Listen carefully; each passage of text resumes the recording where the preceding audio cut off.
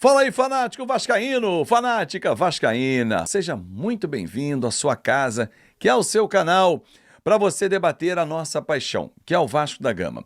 Chega deixando o seu like, comenta e compartilha, manda para geral e se inscreve no nosso canal.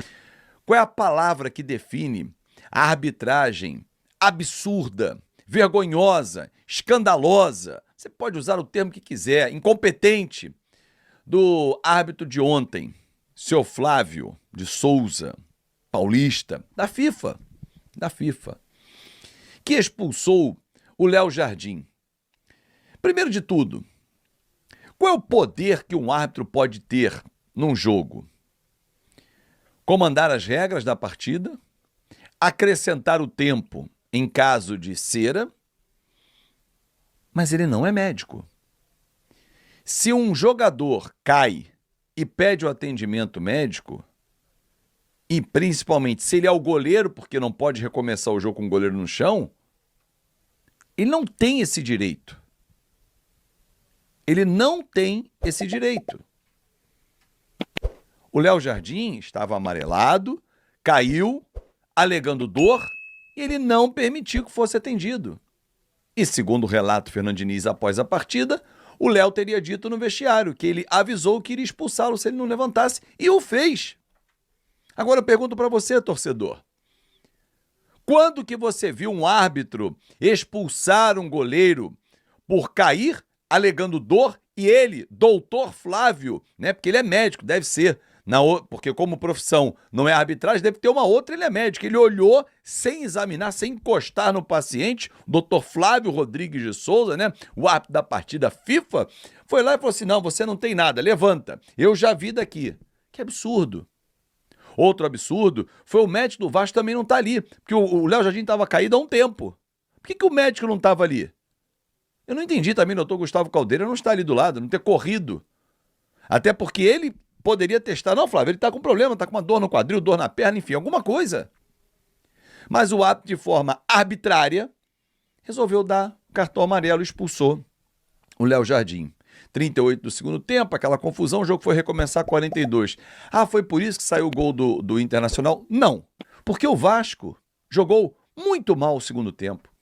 Um primeiro tempo primoroso.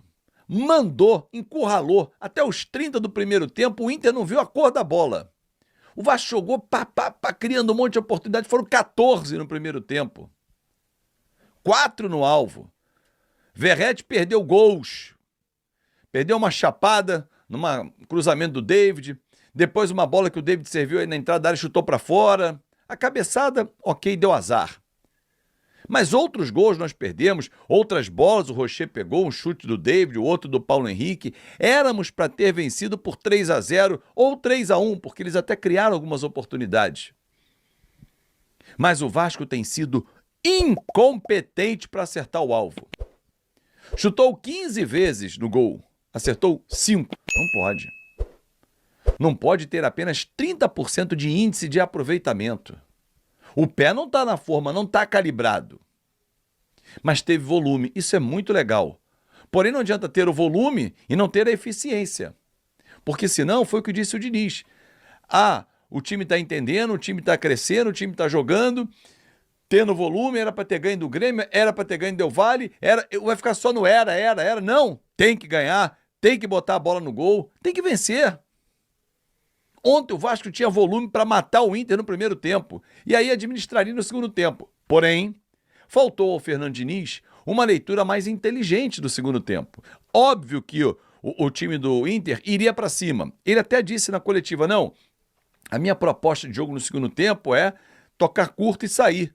Mas o Vasco abusou da bola longa. Porra, mas se você está à beira do campo, você é o treinador, está vendo o que está acontecendo, se você ali está orientando e não está mexendo, mexe em peças. Pergunta, por que o Jair não entrou? Se o Jair tem essa característica de segurar, tocar, por que ele já estava encurralado pelo Inter, não tirou um Verratti da vida, ou o Nuno, ou o David, que já estavam cansados, e botou o Jair, povoava o meio-campo com alguém que pensa e sabe sair para o jogo? Não. Atentou o Thiago Mendes, ok, mas o Jair poderia também ter entrado. Porque o Thiago só entrou porque o Tietê machucou. Então, assim, o próprio Diniz tem umas leituras de jogo, ele lê mal, na minha avaliação. Ele tem uma leitura ruim com a bola rolando. A metodologia dele é elogiada por muitos jogadores, os treinamentos dele fantásticos e tal, mas a leitura de jogo dele, pra mim, é ruim. Com a bola rolando no segundo tempo, encontrar uma alternativa. Não. Voltando a falar, Maurício Lemos, seguro, não perdeu uma jogada individual, não tomou um drible no jogo, teve 15 ações defensivas muito bem executadas, mas para o jogo com o Mirassol, com certeza o João Vitor vai voltar. Por que não deixa o Maurício Lemos? A zaga foi bem ontem, o Maurício com o Lucas, foi bem. Para o jogo com o Mirassol, o Vasco antes tem o CSA, né? Mas no sábado que vem, lá em Mirassol, Léo Jardim suspenso está fora, Daniel Fusato entra, Felipe Gabriel vai para o banco. Felipe Gabriel que pode estar indo para a Europa, tá? O Vasco está negociando esse atleta. No lugar do Paulo Henrique suspenso, Puma Rodrigues. Na vaga do Piton, bota o Leandrinho, Diniz. Bota o Leandrinho, ele é muito mais ofensivo que o Vitor Luiz. Ele vai mais para frente, vai precisar jogar mais para frente. E eu não sei por que o Verratti não pode ser substituído. Quantos jogos a gente já viu o Verratti ser substituído? E ele não estava bem ontem de novo. Perdeu gols que ele não perde. Entrou em impedimento numa bola fácil. Era só esperar o Nuno que ele ia dar nele, cara. Ia chegar, ele ia complementar, matava o jogo. Era o meu palpite, 2-1 Vasco. Ai, mas não é fácil não. O empate tirou o Vasco da zona de rebaixamento, mas a campanha é ridícula. A campanha do Vasco no Campeonato Brasileiro, ela é ridícula. 15 jogos e 15 pontos só. É a campanha de quem vai brigar nesse molde, né? Nessa toada, nesse rendimento / aproveitamento, até o final para ficar na primeira divisão. Isso é ridículo. Ah, mas o Vasco está apresentando muito volume, uma hora a bola vai entrar. Eu assim espero.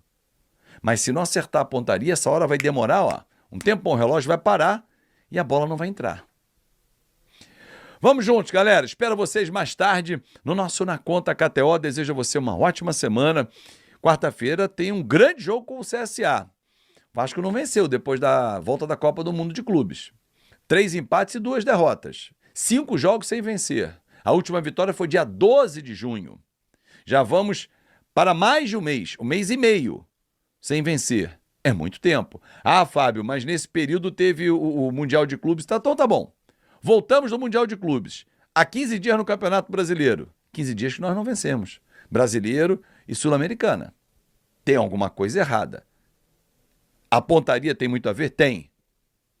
Mas era nítido que o Internacional estava empurrando o Vasco da Gama.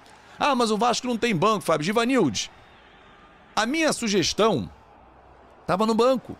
Jair. Falei várias vezes durante o jogo. Falei, cara, bota o Jair. Segurar um pouco essa bola. O Vasco tá... O que o Vasco pegava? Recuperava, chutão pra frente.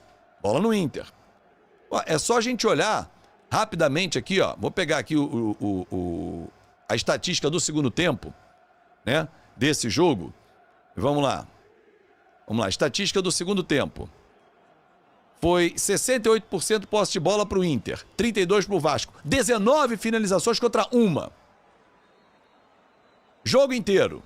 56% da posse de bola do Inter, 44% do Vasco. 27 finalizações contra 15. O Vasco só finalizou uma vez, as 14 foram no primeiro tempo. Porra, é isso que eu tô dizendo. Como é que o Vasco fez um primeiro tempo daqueles e um segundo tempo desse? Alguém tem que explicar isso. O Diniz tem que explicar. Não pode botar na conta do árbitro. Desculpa, Diniz. Você não pode colocar na conta do árbitro esse resultado só. Você tem muita participação nas suas escolhas. Porra, um primeiro tempo genial, bestial. Né, Antônio Fux? E no segundo tempo de besta. Porra, não pode, cara. Pô, estamos no lucro. Olha só, empatar com o Internacional lá é um baita resultado, sem dúvida nenhuma. Porra, agora, se a gente olha o jogo e o primeiro tempo como ele foi construído, que a gente teve incompetência para finalizar, é normal que a gente fale o seguinte, cara, olha só, esse jogo o Vasco podia ter matado o jogo, podia ter levado ele debaixo do braço, mas não o fez. Não o fez. E aí o que aconteceu? foi punido. Aquela frase do Muricy se aplica ao Vasco da Gama. A bola pune. E puniu o Vasco. Júnior Motino, Verratti não pode perder tanto gol assim, tá doido. E é verdade, cara. E é muito gol que ele tá perdendo. Se ele não perdesse tantos gols como ele tá perdendo, o Vasco hoje já estaria ganhando fácil, com o jogo totalmente administrado, debaixo do braço. Entendeu? Não acho que o Nuno esteja mal hoje, o Nuno tá bem no jogo. O que ele não está bem é no cruzamento, no escanteio. É impressionante como ele não consegue acertar um cruzamento, colocar em risco a zaga adversária. É proibido tirar o Verratti? Não. Não é proibido, o Jonatas Alves. Mas assim, a minha pergunta é, e a gente olhando pro banco, quem você colocaria? Thiago Mendes seria um cara para entrar, para dar uma encorpada no meio campo. E aí você pode botar até o David junto com o Ryan ali, revezando num falso 9. Perfeito. Mas o Thiago Mendes está voltando agora. Botar o Estrela, não é para ele o jogo. O Garré, poderia ser. O Garré entrar no meio campo ali, fazer uma dobradinha com o Nuno e empurrar mais o David e o Ryan próximos, pode ser. Não acha que o David e o Nuno estão ocupando o mesmo espaço? O Nuno é que tá embolando com o David, né? O David joga naquela faixa, o Nuno tem que jogar mais por dentro, mas acaba que ele tá fazendo a triangulação com o Piton e o David e acaba embolando, Júnior. Você tem toda a razão. Estrela de 9, não tem a menor chance. Menor chance. O Vasco tem perdido muitos gols, Márcio Pina jogando bem. Isso é que pode pesar, né, o Márcio? A gente daqui a pouco sente falta dos gols, né? O Vasco tá criando, mas e aí? Efetivamente, o que gera isso? Pô, muito volume, 14 finalizações e tal, mas assim, na casinha ali. Então tem volume, mas tem que ter a qualidade. Tá pecando na finalização o Vasco da Gama. Olha aí, galera, vamos juntos. Deixa seu like, comenta, compartilha, manda pra geral. Pô, mas o Estrela jogou na base 9, mas nessa volta dele, Rafa, não tem a menor condição. Menor condição nessa volta de uma grave cirurgia que levou 1 ano pra voltar, ele voltar como um falso 9. Tanto que ele jogou no último jogo, cara, bem lento, tá numa outra marcha ainda. Já o David não. Esse voltou muito bem. E é impressionante, né? O Alessandro Barrinha, ele pontua exatamente isso. Como voltou bem o David. De todos que voltaram de lesão, é uma diferença absurda o que está fazendo o David com a camisa do Vasco nessa volta ao time, né? E aí, pessoal, beleza? Não se esqueçam de se inscrever no canal, deixar o seu like e ativar o sininho das notificações. Até o próximo vídeo e um forte abraço. Tamo junto.